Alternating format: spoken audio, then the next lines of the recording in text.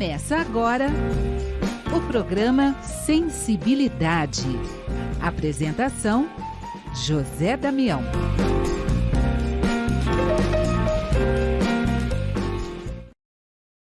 Alô, alô, alô, amigo ouvinte da Rede Boa Nova de Rádio, você que nos acompanha no YouTube, Tatiana Benites, gratidão, gratidão, gratidão. Estamos chegando para mais um programa Sensibilidade. No programa de hoje, nós vamos receber Andréia dos Reis e ela vai falar de Ribeirão Preto, da grande Ribeirão Preto, para o seu coração, para você que está aí nos acompanhando. Andréia, gratidão, obrigado por estar aqui junto com a gente, Andréia. Uma alegria poder falar com vocês, estar aqui nessa oportunidade de trabalho, essa oportunidade para discutir um tema que fala da nossa sensibilidade, e a nossa sensibilidade é o que dirige, né? As nossas ações, as nossas reações, o nosso sucesso, as nossas alegrias e as nossas tristezas. Então, muito obrigada por essa oportunidade.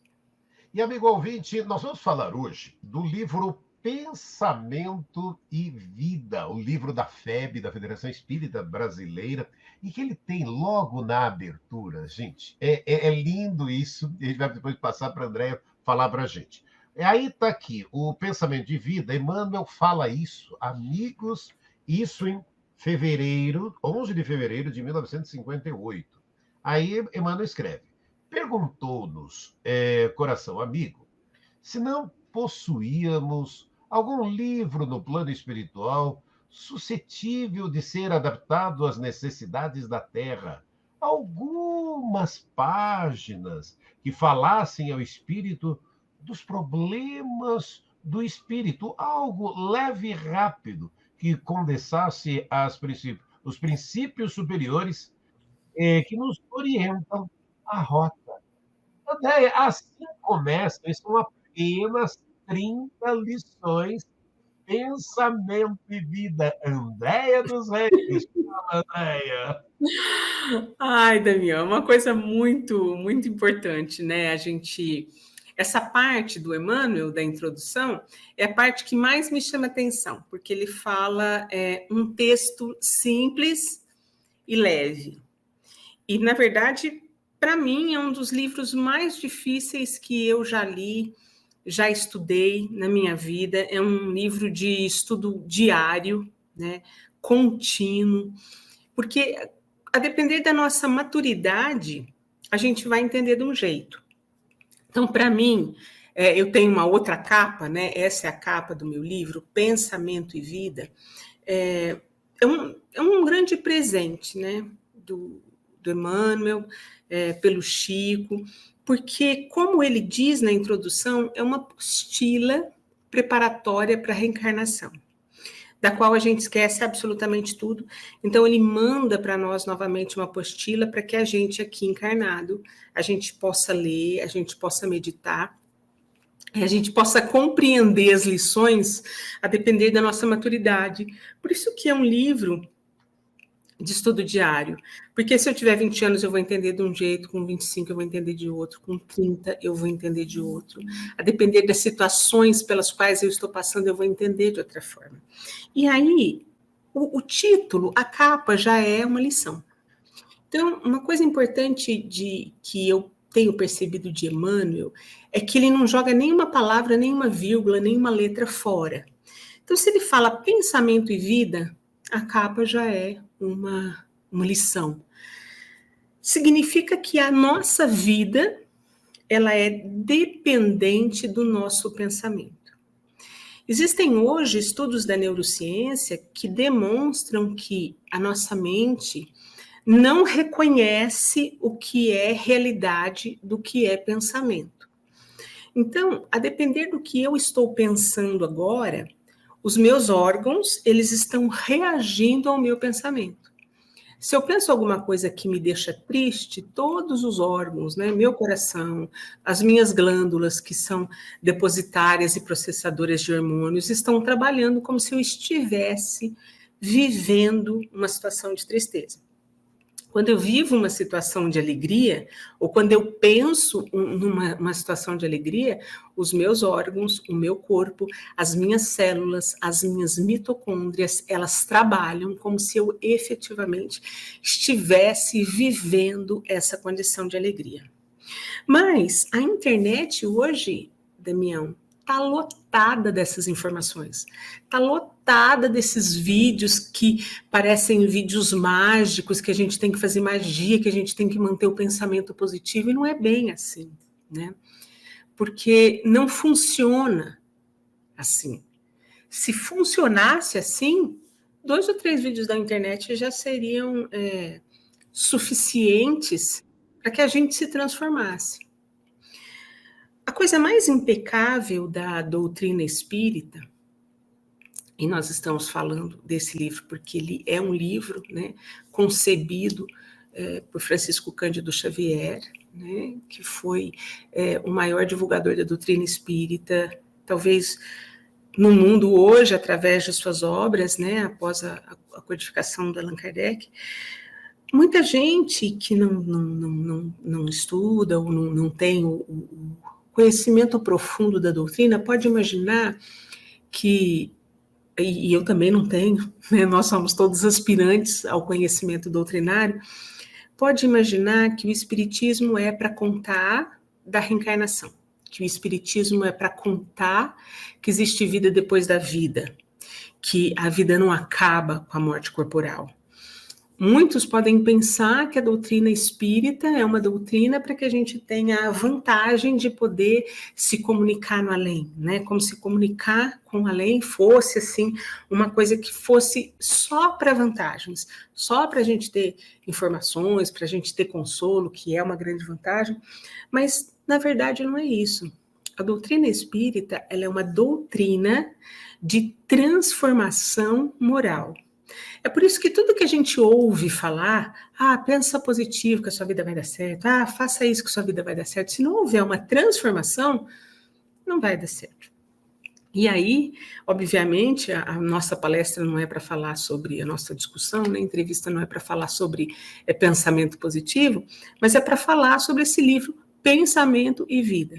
Então, o próprio Emmanuel começa o livro dizendo que a mente é o espelho da vida. Quando ele fala a mente é o espelho da vida, a mente é o espelho da vida. 6 palavras.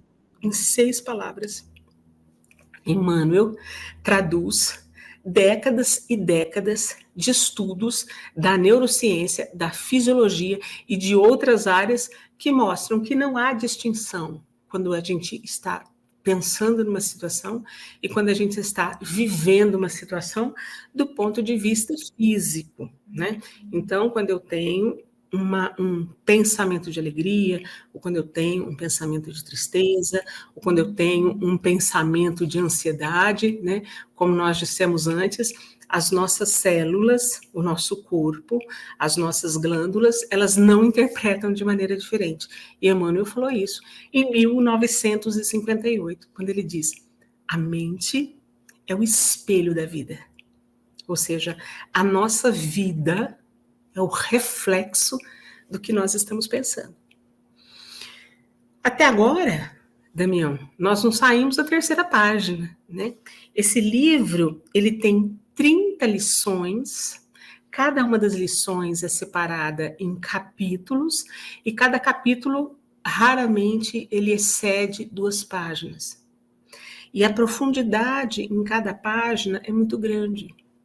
E ela demonstra que a gente tem que passar por todos os capítulos e por todos os itens para que a gente retome, né, a apostila que não diz qual é o nosso planejamento reencarnatório, mas dá uma direção de como, qualquer que seja o nosso planejamento reencarnatório, como a gente deveria se portar diante de algumas situações, né?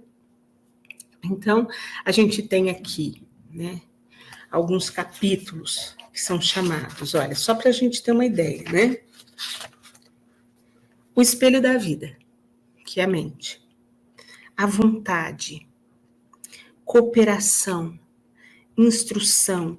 Dentro desses 30 capítulos, veja bem, se nós temos uma apostila de vida, né? Chico também tem um livro chamado Apostilas da Vida.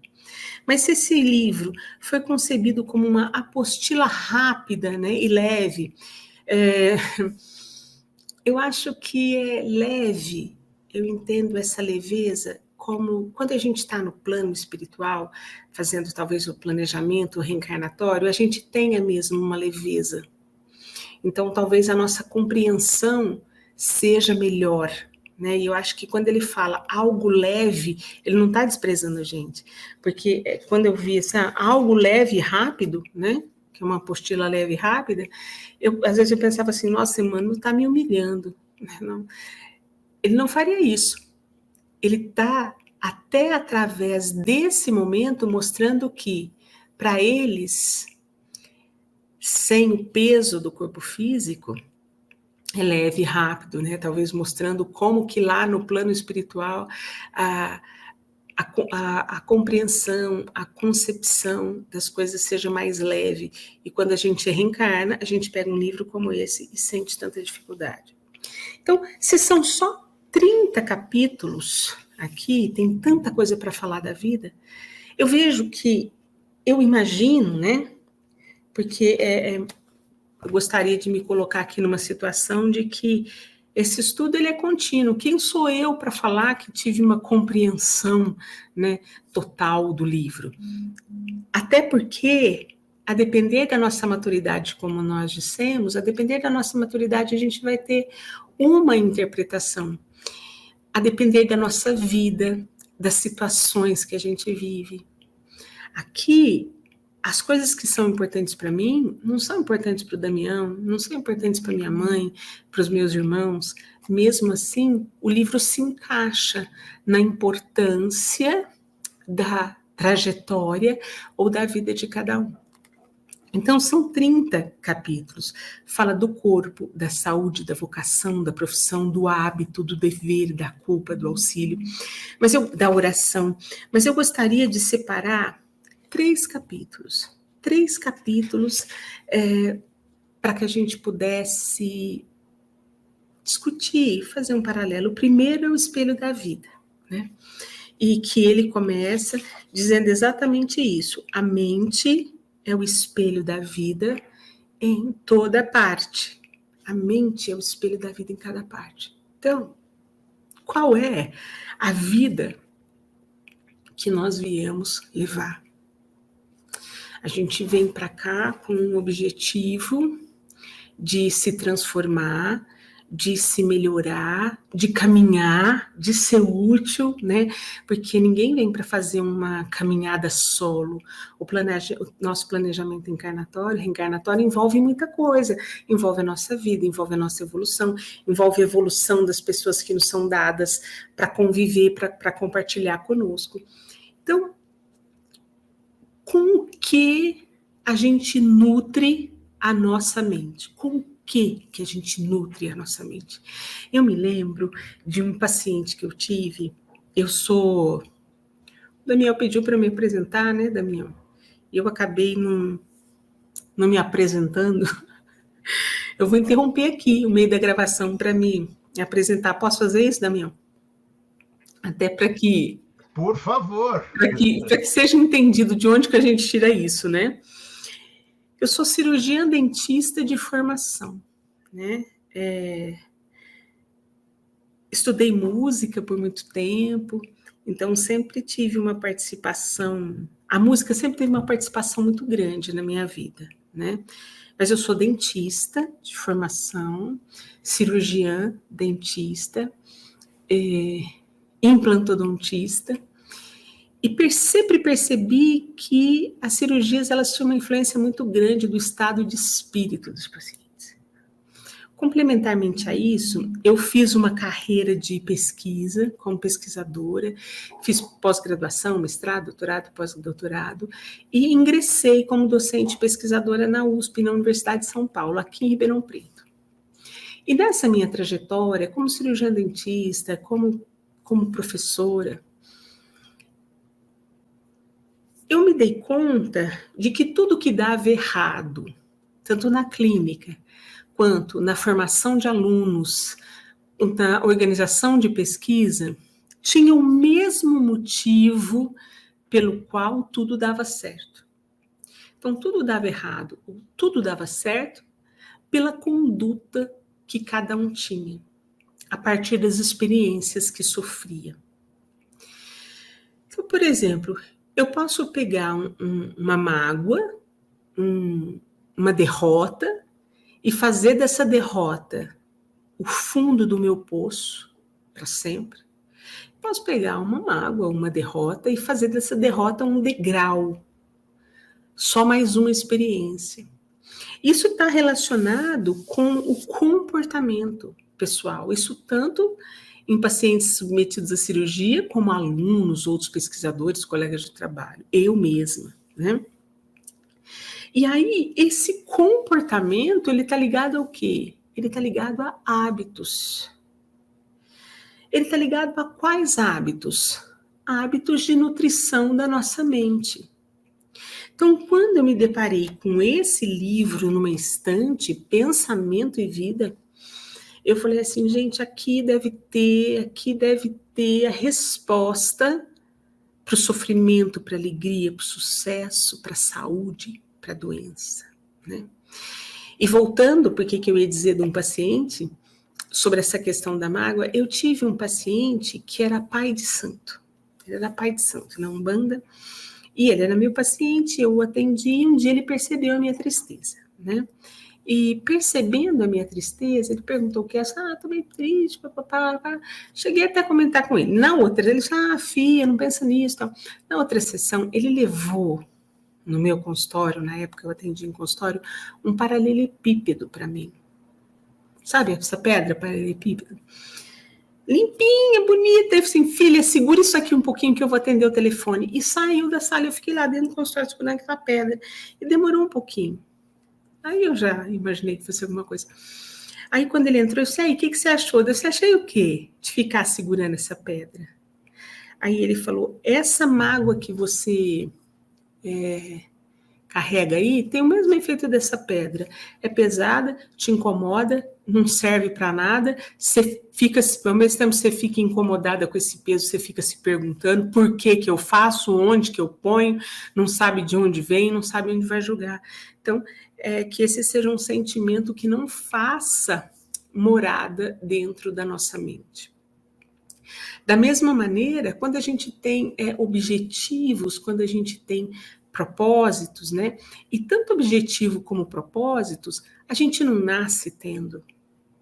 Você não nasce, vou ser médico, vou ser professora, vou ter uma loja de roupa, vou fazer doce para vender. A gente não nasce com propósito.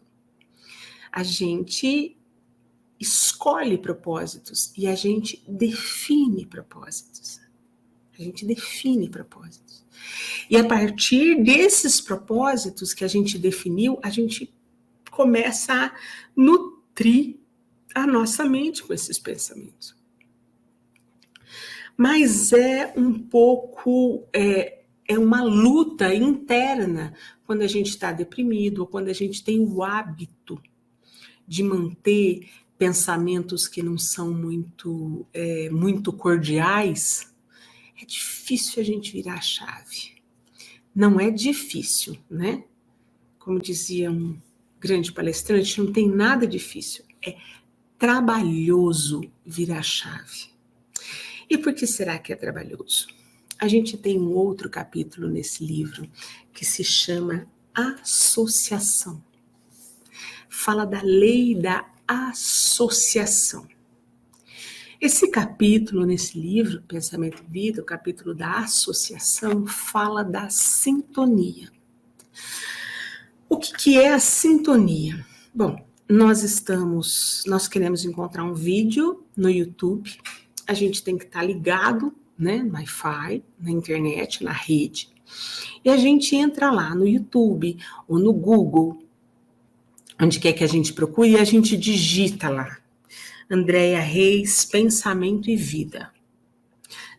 José Damião, programa Sensibilidade.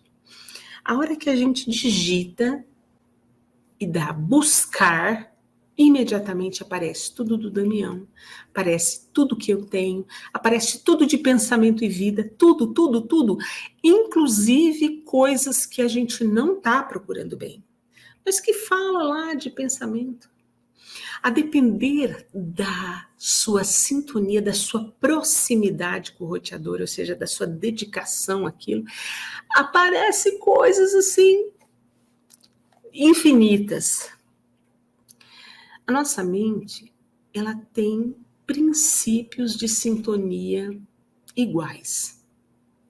Só que, como a gente sempre ouviu, né? O nosso cérebro é um computador muito mais potente.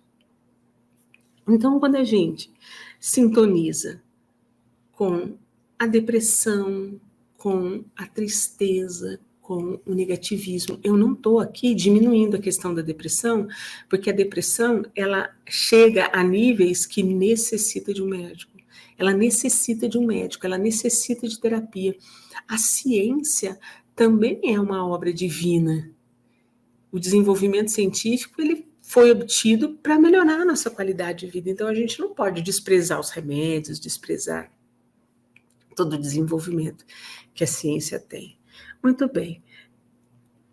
Quando a gente começa a puxar para baixo, não, eu não consigo, não, eu não quero, não, a gente começa a sintonizar com todos e tudo que pensam como a gente. Existe uma fala aqui, a gente tem um grupo de pesquisa chamado NIMP, né?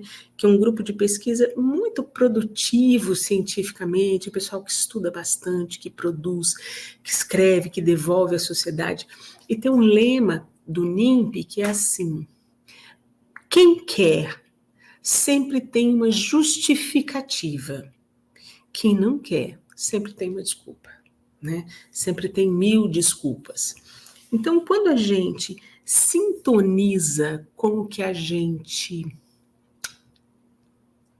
não faz bem para a gente, quando a gente dedica tempo, quando a gente nutre a nossa mente com os pensamentos, com as ideias que não nos fazem bem, a gente atrai todos os pensamentos, todas as mentes, toda aquela vibração. A gente sintoniza naquela situação ruim.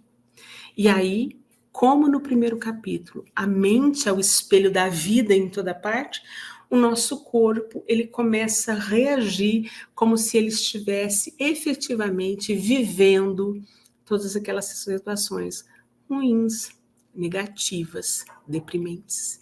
É isso que acontece. A gente associa, sintoniza e nossa mente segue sendo o espelho da nossa vida. Muito bem. Mas da mesma maneira que o livro explica o que acontece, ele também mostra caminhos. O final de cada um dos textos mostra caminhos, diz como seria ideal a gente se comportar, o que a gente deveria fazer para resolver essas situações. Por quê? Porque tudo que está escrito aqui, que o pensamento afetaria a nossa vida, que o pensamento seria, que a gente se associaria, que a gente se sintonizaria com o que a gente não quer, com o que não faz bem para a gente, é previsto. Já era previsto. É a causa eterna das nossas quedas. Então, isso era previsto. É por isso que no final de cada capítulo, não é um livro de julgamentos, é um livro de isso vai te acontecer. Experimenta isso. Experimenta essa dica. Experimenta essa transformação para ver como vai melhorar. E nesse próprio capítulo, nesse próprio livro, né, fala, então, do hábito, né, fala da culpa que a gente acaba desenvolvendo, fala da obsessão chega um momento que essa sintonia ela é tão forte, mas ela é tão forte, mas tão forte, que é como se o nosso YouTube ficasse viciado. Sabe quando o celular trava, o computador trava, que você tenta mudar, você digita, se ela está lá triste, chateado, e você digita alegria, felicidade, mas você está tão sintonizado, está tão sobrecarregado que trava, não acontece nada, se digita, não acontece nada. Quando chega no limite dessa associação, é chamado de obsessão, né? E como ele discute aqui o capítulo da obsessão. Obsessão a gente tem vários níveis. A gente tem aquela, a Marlene Nobre falava no livro Obsessão e Suas Máscaras. Ela fala, eu lembro da Marlene Nobre, eu me emociono, porque a Marlene Nobre, que foi a fundadora da AME, Associação Médico Espírita, talvez seja a pessoa no Brasil e talvez, né, no mundo, precursora no mundo, porque ela foi fundadora da AME Nacional e Internacional, que mais tenha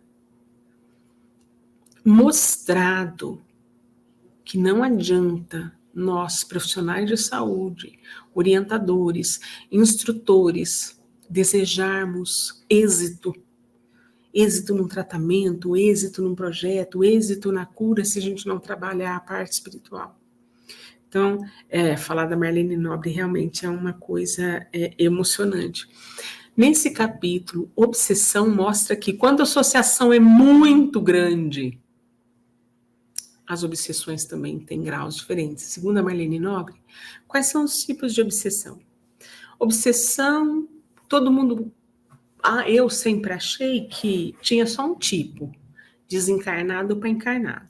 Ou seja, o desencarnado que é meu inimigo pega no meu pé, o desencarnado que tá à toa, não tem nada para fazer, vem me fazer maldade, né? Tá atrapalhando a minha vida. Essa é uma ideia romântica e pueril de imaginar o que seria obsessão. Obsessão de desencarnado para encarnado, sempre o encarnado bonzinho e o desencarnado malzinho, né? Mas existem as diferentes obsessões. Existe obsessão, existe essa também, né? Mas não é bem assim, o desencarnado malzinho e a gente bonzinho. Não é bem assim. Então tem obsessão de desencarnado para encarnado, de desencarnado para desencarnado. Se vocês forem assistir, vocês assistiram o filme Nosso Lar 2, aparece uma obsessão de desencarnado para desencarnado. Quando o filho de dois desencarnados, o pai e o filho, né, estão lá no mundo não feliz, não agradável. O filho desencarnado persegue o pai desencarnado também, né? Obsessão de desencarnado para desencarnado, obsessão de encarnado para desencarnado. Eu tenho uma amiga que perdeu o irmão, né? Já tem anos, e ela não aceita essa perda. E ela encara essa situação com tanta tristeza, com tanta dor, que é quase uma obsessão. Eu não sei julgar, mas parece uma obsessão de encarnado para desencarnado, né?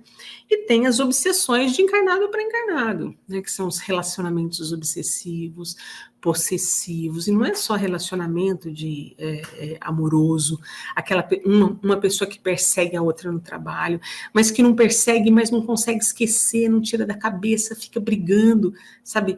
Ninguém sabe, mas assim, odeia o fulano, ou ama o Beltrano, e fica naquela espécie de obsessão. Então, existem os vários níveis de obsessão. E esses níveis de obsessão, eles se aprimoram a depender do nível da nossa associação e agravam-se ou melhoram a depender do componente com o qual a gente nutre a nossa mente, né? Então, com o que a gente nutre a nossa mente? Em que ambientes a gente insiste? Porque é importante alterar a associação e mudar o ambiente. Não adianta eu tentar mudar se eu falo as mesmas coisas, se eu continuo deprimida, se eu continuo com aquele grupo de encarnados e desencarnados que me puxam para baixo. Então a gente tem que mudar o nosso ambiente físico e o nosso ambiente espiritual, né? Porque outro dia eu estava ouvindo uma coisa na internet, achei tão interessante. Apareceu um programa de um terapeuta que estava lendo a carta de uma pessoa que falava assim, olha, eu era apaixonada pelo fulano, aí eu mudei de país, já tem 3 anos, eu não esqueço. A pessoa mudou de país, ela mudou de ambiente físico, mas ela não mudou de ambiente mental. A gente é capaz de viver as nossas dores da infância, né? Eu não vou dizer para vocês a minha idade, não vem ao caso, né, Zé Damião, ficar falando aqui quantos anos a gente tem. Mas a minha infância está longe. Eu vou reviver a minha infância até quando? Por quê? É mais importante dizer por quê do que até quando. Porque o meu corpo não vai conseguir reagir diferente, ele vai reagir sempre ao que for o espelho da minha mente. E eu preciso desenvolver maturidade e protagonismo. Hoje, as falas mais retumbantes da universidade, da pesquisa, das novas gerações são maturidade e protagonismo. O que seria uma definição de maturidade? Maturidade é quando você precisa fazer uma coisa e sabe o que você precisa para fazer isso. Então, por exemplo, eu estou deprimida. O que eu preciso para sair da depressão? Eu preciso ir ao médico, preciso ir ao psicólogo, preciso tomar o remédio, preciso cuidar da minha conduta espiritual, preciso de ajuda, não consigo fazer isso sozinha, preciso de alguém que me ajude, preciso de alguém que me abra os olhos, preciso investir financeiramente, né? Preciso me dedicar, preciso ver minha alimentação, preciso fazer exercício físico, né? Então, maturidade é saber o que eu preciso para obter alguma coisa. Estou falando da depressão, mas, por exemplo, maturidade profissional. Eu quero passar num concurso. O que eu preciso para passar no concurso? Eu preciso estudar, preciso organizar meu tempo, eu preciso fazer um curso, eu preciso ter um livro, eu preciso cuidar do meu sono. Isso é maturidade. O que é protagonismo? Fazer. Então, maturidade e protagonismo são totalmente diferentes. Ter maturidade não garante a ninguém a conquista de alguma coisa. Ter protagonismo, você chega mais perto. Então, maturidade é saber o que você precisa. E protagonismo é fazer o que você precisa. Tem uma outra historinha da minha vida, antes de eu falar do último capítulo. Posso contar, Damião? Pode, por favor. Eu luto com o peso a vida toda. A vida toda lutando com a balança. Na verdade, lutando com a balança sempre com um brigadeiro na mão, né? Então, você vê como que é o soldado. Você quer emagrecer porque você acha que vai fazer bem para a saúde e tal, mas a ação mesmo sempre ficou longe. Aí, certo dia, eu procurei um cirurgião plástico, fazer uma cirurgia plástica, para dar um jeito nesse negócio, uma cirurgia plástica. Fui até ele e ele falou assim, André, você não pode fazer sua cirurgia. Juntei dinheiro, uma luta, né? Quando eu tinha dinheiro, eu fui procurar um médico. Ele disse, você não pode fazer. Para você fazer, você tem que perder X quilos. Eu tinha um médico, eu tinha juntado dinheiro, não tenho uma saúde ruim, mas eu não podia emagrecer. Eu não podia fazer cirurgia. Aí, diferente de qualquer outro médico que falaria para mim, faz exercício, procura um personal, toma aqui um nutricionista, toma esse remédio. Ele foi o médico mais sensacional da minha vida. Ele levantou assim, então, quando você perder esse peso, a gente pode conversar. a gente pode fazer. E ele falou assim, você quer mesmo fazer? Eu falei assim, eu gostaria. Ele olhou para mim e falou assim, então haja. Ele não pediu para eu ir, vai nutricionista tal, vai... Haja. Haja. Você sabe, você tem instrução suficiente para saber o que você precisa fazer, você sabe onde procurar. Então, maturidade para saber o que eu precisava fazer, tá lá. Protagonismo para realmente fazer, era outra história. Outra história. Mas, quando a gente fala das questões espirituais, nos parecem um pouco mais complicadas, porque parece que a gente vai precisar de recursos psicológicos muito profundos. E aí a gente pensa que recurso psicológico é sinônimo de condição intelectual. Fulano estudou, fulano fez isso. Não tem nada a ver. Não tem nada a ver. Quando a gente tem a mente é o espelho da nossa vida, quando a gente constrói uma vida em cima de sofrimentos e a nossa vida só reflete dor, quando a gente chega nesse estágio e a gente determina, eu quero mudar, eu quero mudar. Primeiro passo, eu quero mudar. Eu não quero mais esse sofrimento. Quando você percebe que você não quer mais, o primeiro passo é detectar que não quer. O próximo é buscar.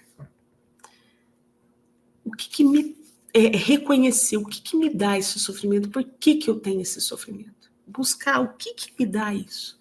E buscar na gente, tá? Porque, por exemplo, muitas vezes eu falava que eu não conseguia controlar o meu sobrepeso porque meu marido cozinha muito bem. Ó, que é isso? A culpa nunca é nossa, a culpa é sempre do outro. Eu não consigo reduzir o peso porque meu marido... Eu estou dando esses exemplos que parecem esdrúxulos, mas em tudo na nossa vida, às vezes a gente acha uma desculpa. Então, não quero mais sofrer. O que é realmente esse sofrimento, né? E aí, porque meu pai era assim, porque, gente, teu pai não vai fazer mais nada, tua mãe não vai fazer mais nada. O que você pode fazer? Aí você vai para o próximo passo. Eu posso fazer isso, eu posso fazer aquilo. Então, você se dá conta, você busca, você pede.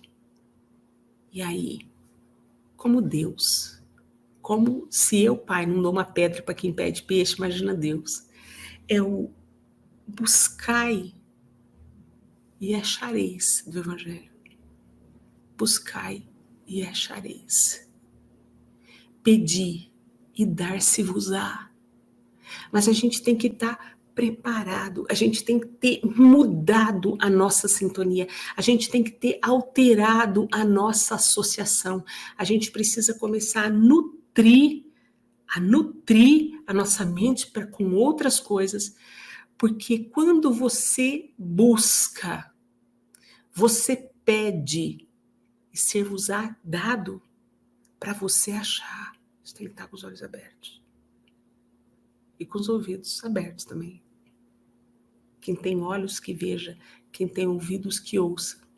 Então é todo um processo que na verdade é finalizado com esse livro, não é o fim, com a oração. É um outro capítulo. Tem hora que a gente não sabe que dia é hoje, que a gente não sabe por onde começar. Pede. Ora. É impossível você abrir o teu coração a Jesus, abrir teu coração aos espíritos superiores. E até quem for de outras religiões, né? É impossível você abrir o seu coração ao bem e você estar associado ao que te puxa para baixo. Então, ora como remédio. Ora como remédio. Ora, e aí você vai começar a vigiar o seu pensamento. É o vigiai e orai. Você vai começar, ora, e você vai começar a vigiar. E quando você começar a se associar negativamente de novo, você vai orar mais. Ora. hora que as coisas vão ser colocadas para você. Eu me lembro um dia que eu estava numa situação bastante difícil. Eu queria fazer uma mudança profissional. Eu não sabia como. Eu procurava, eu pedia, e eu não sabia como, né? Eu tentava aprender sozinha, até que chegou uma hora que eu sentei na cama e falei assim, meu Deus, não estou conseguindo. Não consigo. Me ajuda.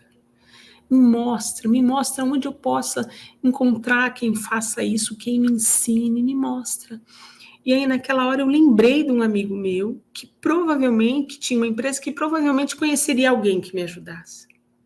Liguei para ele assim, Nelson, chama Nelson, amigo espírita maravilhoso. Nelson, estou procurando tal coisa, me ajuda. Sabe me indicar alguém? Ele falou assim, minha amiga, minha empresa faz isso agora. Foi assim, eu acho que eu passei por essa prova até para entender o buscai e achareis. Pedi e dar-se-vos-á através da oração. Por quê? Porque às vezes a gente sabe que quando a gente está deprimido, tem que procurar um médico, tem que procurar um psicólogo, tem que ter alguém que nos leve. Às vezes a gente não tem nada disso. Às vezes a gente não tem um psicólogo na nossa cidade, às vezes não tem um médico, às vezes não tem quem leva. E aí? Não tem dinheiro para cuidar, e aí? Começa pela prece. E esse livro fala o que é a prece, o que é o pedir. Outro dia, eu estava ouvindo uma palestra do Divaldo, onde ele falava que ele tinha bursite, e que doía muito, e que ele dava receita para todo mundo e tal. E um dia ele chegou para Bezerra e falou assim, doutor Bezerra, pelo amor de Deus, o senhor está aqui passando remédio para todo mundo, não tem um remédio para mim. Daí Bezerra de Menezes falou assim, ai, você não pediu?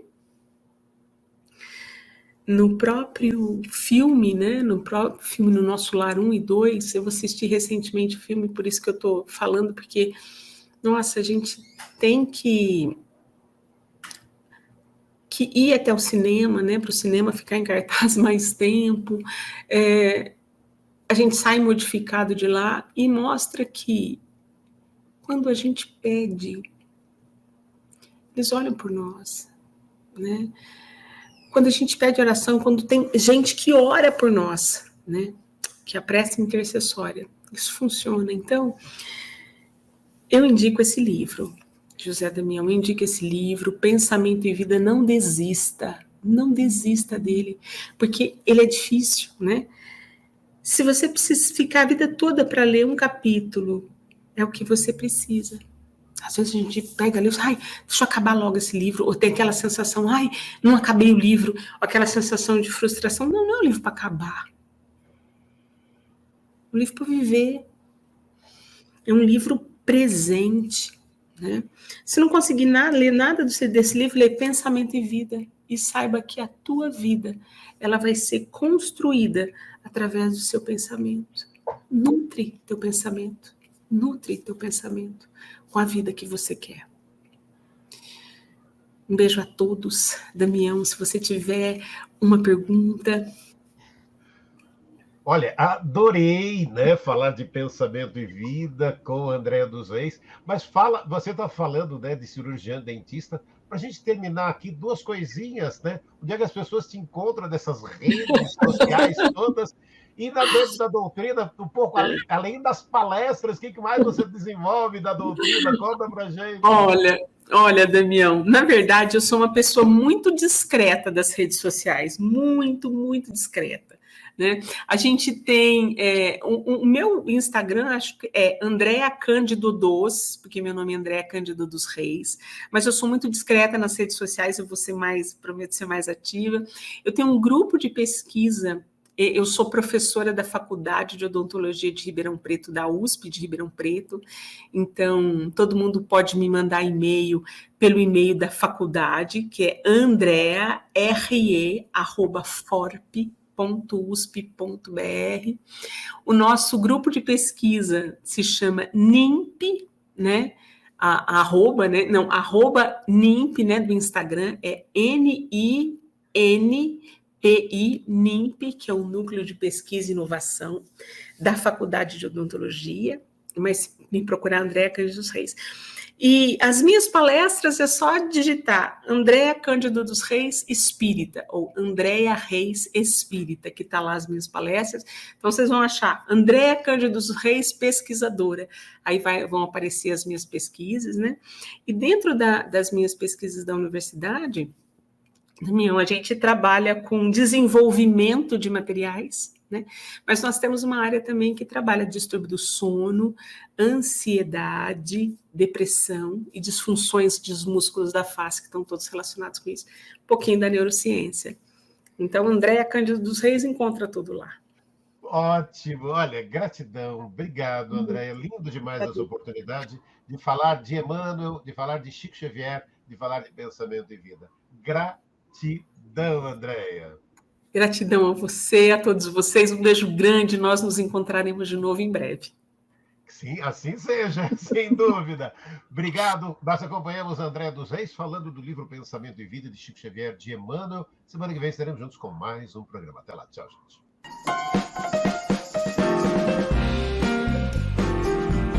Você ouviu o programa Sensibilidade.